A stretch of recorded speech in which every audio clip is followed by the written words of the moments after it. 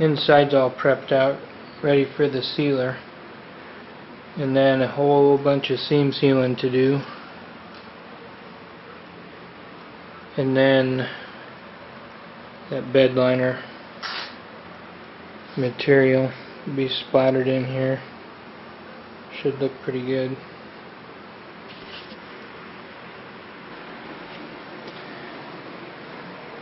Got the inside sealed up.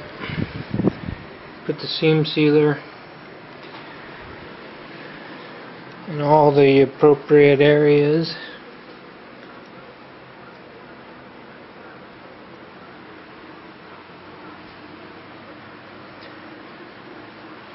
Now it's time for the bed liner stuff.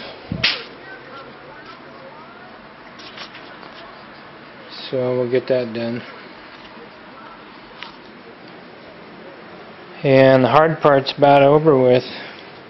Got to do a little bit underneath still. Some undercoating and stuff like that.